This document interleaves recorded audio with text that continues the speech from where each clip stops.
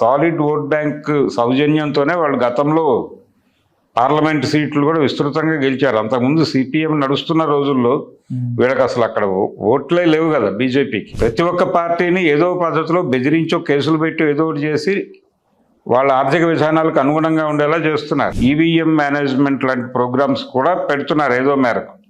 ఇలా అన్ని విద్యల్ని ప్రదర్శించి అధికారం తమ వైపు లాక్కునే ప్రయత్నంలో వాళ్ళు ఉన్నారు ఇప్పుడు. నమస్తే, వెల్కమ్ టు తెలుగు రాజ్యం. ఈరోజు మనతో ఉన్నారు సీనియర్ అనలిస్ట్ భరద్వాజ్ గారు. సార్ నమస్తే. నమస్తే. బెంగాల్లో హోరాహోరీ తప్పదు అని ఎగ్జిట్ పోల్స్ ఫలితాలు అయితే స్పష్టం చేస్తున్నాయి.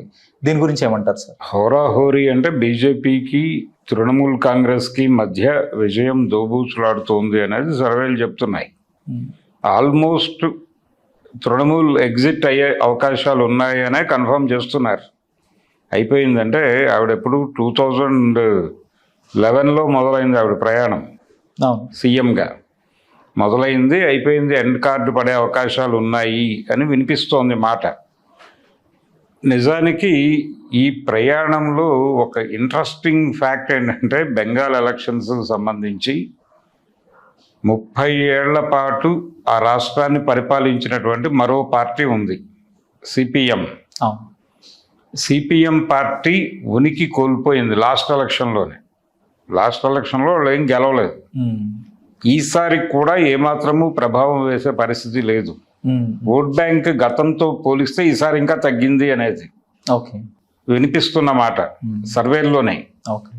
కనుక ఒక ప్రమాదకరమైన పరిస్థితి ఉంది అక్కడ.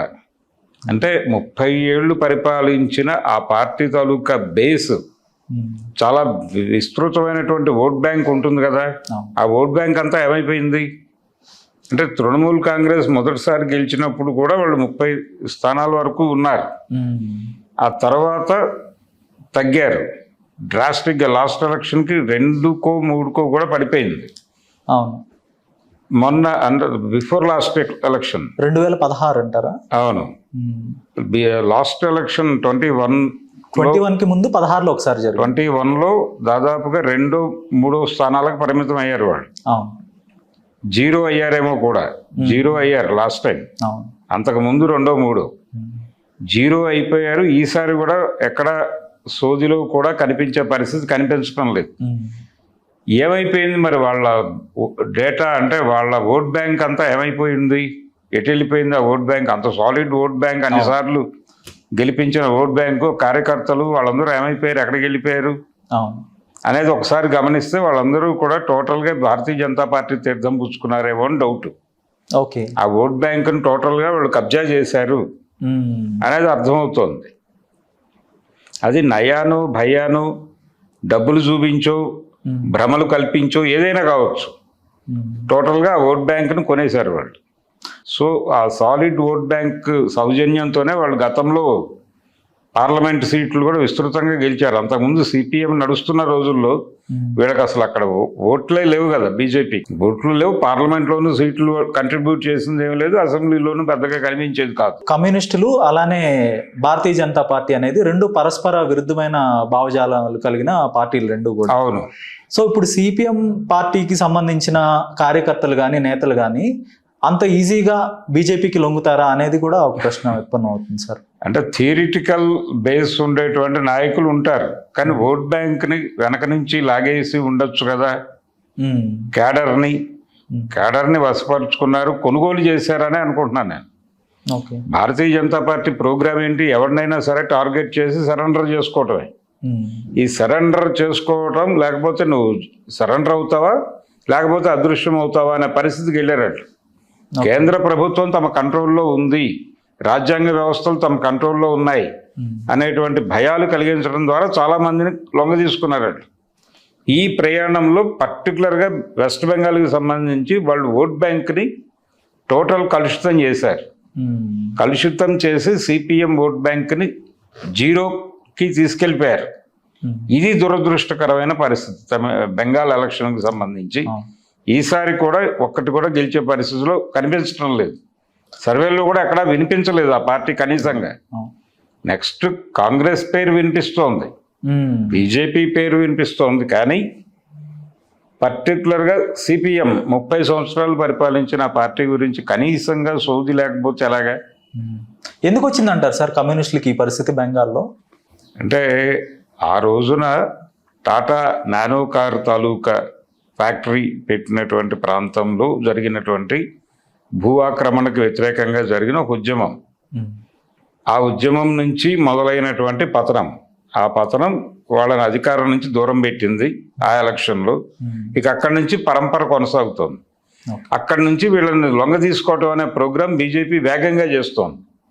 దాంతో మొదటి ఎలక్షన్లో కొంచెం రెస్పెక్టబుల్ 30 ఆ ఏరియాకి వచ్చినప్పటికీ తర్వాత నెమ్మదిగా పతనం మొదలై ఇప్పటికి 0కి వచ్చింది. అంటే ప్రాంతీయ పార్టీలని ఎజెండాలో నుంచి పక్కకు తోసే ప్రోగ్రాం కూడా ఉంది బీజేపీకి. రేపు ఏ ఎలక్షన్లో ఎవరైనా ఎలిమినేట్ కావచ్చు, ఎవరినైనా ఎలిమినేట్ చేయొచ్చు బలవంతంగా కూడా వాళ్ళు. ఇలాంటి ఒక భయంకరమైన కండిషన్లో ఆ పార్టీ వ్యవహరిస్తోంది. అందుకని అక్కడ ఎవరు లేరు. ఓట్ బ్యాంక్ టోటల్గా కబ్జా అయిపోయింది. కొనుగోలు చేసి ఉండొచ్చు కూడా, సరెండర్ చేసుకుని కొనుగోలు చేసి ఉండొచ్చు లోకల్ లీడర్స్నో, లేకపోతే రాష్ట్ర స్థాయి నాయకులనో, లేకపోతే కేంద్ర స్థాయి నాయకులనో ఎవరో ఒకళ్ళని కంట్రోల్లో తీసుకుని కొనుగోలు కూడా చేసి ఉండే ఛాన్స్ ఉందనుకుంటున్నాను నేను. అది కమిట్మెంట్ ఉండొచ్చు, ఏవైనా ఉండొచ్చు, కానీ లొంగ తీసుకునేటప్పుడు వీళ్ళు అవన్నీ చూడరు. నువ్వు అక్కడ ఎంత స్ట్రాంగ్ అయితే నీ లొంగుబాటుకు అంత విలువ ఉంటుంది. అలా క్యాలిక్యులేషన్స్లో వాళ్ళు కంట్రోల్లోకి తీసుకున్నారు వ్యవహారాన్ని. టోటల్గా సిపిఎం ఓట్ బ్యాంక్ని వాళ్ళు కంట్రోల్లోకి తీసుకునే ఈ సక్సెస్ఫుల్ నమోదు చేస్తున్నారు అనేది అయితే అర్థమవుతోంది. అందుకని తృణమూల్ కాంగ్రెస్కి బీజేపీ గట్టి థ్రెట్ ఇవ్వటం అనేది మనం చూస్తున్నాం. మ్యాక్సిమం అయిపోయింది ఆవిడ స్టోరీ అనేది కదా వింటోంది. ఇప్పుడు అయిపోయింది. బీజేపీ పేరు లాంఛనంగా రేపు ప్రకటించేసి క్లోజ్ చేసేసి ఒక అద్భుతమైన కాషాయంబరదారిని అక్కడ కూర్చోబెట్టే ప్రమాదం అయితే ఉంది. భారతీయ జనతా పార్టీ కేంద్ర ప్రభుత్వం నుంచి యంత్రాంగాన్ని ఇక్కడికి పంపించుకుంది, ఆ వ్యవస్థలను వాడుకుంది అనే ఒక ఆరోపణ.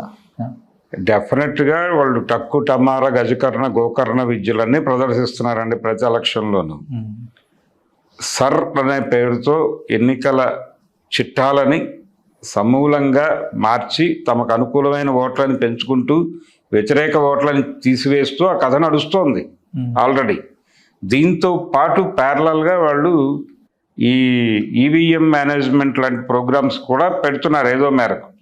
ఇలా అన్ని విద్యల్ని ప్రదర్శించి అధికారం తమ వైపు లాక్కునే ప్రయత్నంలో వాళ్ళు ఉన్నారు ఇప్పుడు కాన్షియస్గా. అందుకని ఇది పని చేసింది అది పని చేసింది అని చెప్పలేము. అన్నిటినీ వాడారు వాళ్ళు. అన్నిటినీ వాడి దళిత కార్డు దగ్గర నుంచి మొదలు పెడితే నక్సలైట్ కార్డు వరకు అన్ని కార్డులు వాడి అక్కడ సీన్ని తమకు అనుకూలంగా మలుచుకోగలిగావా లేదా అన్నది ఒకటే వాళ్ళ గొడవ. మిగిలిన విషయాలతో వాళ్ళకి సంబంధం లేదు. అందుకని చాలా క్రూయల్ గేమ్ అయితే నడుస్తోంది. ఓకే, 91 లక్షల ఓట్లు ఎస్ఐఆర్ ద్వారా తొలగించారనేది కూడా ప్రధానంగా వినిపిస్తున్న అంశం. అదేనండి, ఎస్ఐఆర్ ద్వారా తొలగించడం ఒకటి కాదు, తొలగించిన చోట్ల జోడింపులు కూడా ఉంటాయి. ఆ జోడింపులు చాలా ఎక్స్టెన్సివ్ అంటున్నాం మనం, చాలా గణనీయమైన స్థాయిలో ఉంటాయి. అంటే ఒకే అడ్రస్లో 200 ఓట్లు ఉన్నాయని ఆయన ప్రూవ్ చేశాడు కదా ఈ మధ్య చిట్టా బయటకు తీసుకొచ్చి రాహుల్ గాంధీ గారు. దాన్ని నమ్మాలి కదా మనం. ఆ లెవెల్ మేనేజ్మెంట్ అయితే జరుగుతోంది. అంటే ఒకటి తమకు అనుకూలమైన ఓట్లను ఉంచుకుని వ్యతిరేకులను తీసేసి ఆ ప్లేస్లో కొత్త ఓట్లను నింపి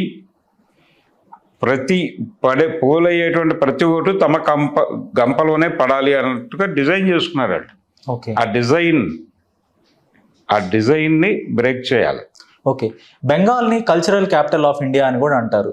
వాళ్ళకి రీజనల్ ఐడెంటిటీ ఎక్కువగా బెంగాలీలు భావిస్తారని కూడా అంటుంటారు. జస్ట్ లైక్ తమిళనాడు ప్రజలు ఎలా అయితే తమ భాషాపరమైన ఐడెంటిటీ ఎలా చూస్తారో బెంగాలీలు కూడా తమ ఐడెంటిటీని అలానే కాపాడుకుంటారు. బెంగాలీలుగా తాము అదేలేండి, మోర్ సెన్సిటివ్ గా ఉంటారు. తమ పట్ల తాము, తమ కల్చర్ పట్ల, తమ ప్రత్యేకత పట్ల, తమ ఐడెంటిటీ పట్ల వాళ్ళు స్పెషల్ కేర్ తో ఉంటారు. అది వాస్తవమే. బీజేపీ ఢిల్లీ పార్టీ, మమతా బెంగాల్ కి సంబంధించిన పార్టీ, బెంగాల్ యొక్క ఆత్మగౌరవాన్ని కాపాడే పార్టీ అనే స్థాయిలో ప్రచారం చేశారు మమతా బెనర్జీ గారు. మరి ఇది వర్కౌట్ కాకపోవచ్చు అంటారా మమతా బెనర్జీ గారు? అంటే ఏ ప్రాంతీయ పార్టీకైనా ప్రాంతీయ ప్రజల ఆకాంక్షలే కీలకం. వారి ఆకాంక్షలు తీర్చడం కోసమే యుద్ధం చేయాలి. కానీ ఇలాంటి సందర్భాల్లోనే మనకి ఒక విషయం ఏం గుర్తొస్తుందంటే, ఆవిడ ఏం చెప్పినప్పటికీ, ఎలా చెప్పినప్పటికీ ఒక వ్యతిరేకత, రకరకాల అంశాల నుంచి వ్యతిరేకతలు కూడా ఉన్నాయి. పర్టికులర్గా అక్కడ మెడికో హత్య ఒకటి జరిగింది ఆ మధ్యకాలంలో. ఓకే. ఒక హాస్పిటల్లో, ఒక మెడికల్ ఇన్స్టిట్యూషన్కి సంబంధించిన హాస్పిటల్లో ఒక మెడికో ని రేప్ చేసి చంపేసినటువంటి ఒక ఘటన చాలా సెన్సేషన్ క్రియేట్ చేసింది. ఓకే. ఇలాంటి అనేక సంఘటనలు జరిగినాయి. ఆ టైంలో ఆవిడ రియాక్షన్స్ మీద కూడా జనాల్లో వ్యతిరేకత ఉంది. ఏది మమతా బెనర్జీ రియాక్షన్స్ పట్ల. ఇవన్నీ కలిసి ఎలక్షన్లు సీరియస్గా పనిచేసాయి అనుకుంటున్నా. అందుకని కొంత నెగిటివ్ కనిపిస్తోంది స్పష్టంగానే. ఆవిడ వచ్చే అవకాశాలు తక్కువే. ఓకే. ఆవిడ లేదు ఇక. ఇప్పుడు మమత ఓడిపోయే పరిస్థితి ఉంటే, ఒకవేళ ఓడిపోతే కనుక దేశ రాజకీయాల్లో పెను మార్పులు ఏమైనా జరగవచ్చు అంటారా? బీజేపీ బెంగాల్లో హస్తగతం చేసుకుంటే సో ఎలాంటి పరిస్థితి ఉంటారు? వాళ్ళు ఒక రకంగా బెంగాల్ని కంట్రోల్లో తీసేసుకుంటున్నారు, అది వాస్తవమే. బెంగాల్తో పాటు ఇంకొక ఎలక్షన్ తమిళనాడు ఒకటే వాళ్ళకి కొరుకుడు పడలేదు. తమిళనాడు కొరుకుడు పడలేదు. అస్సాం వాళ్ళ కంట్రోల్లోనే ఉంది.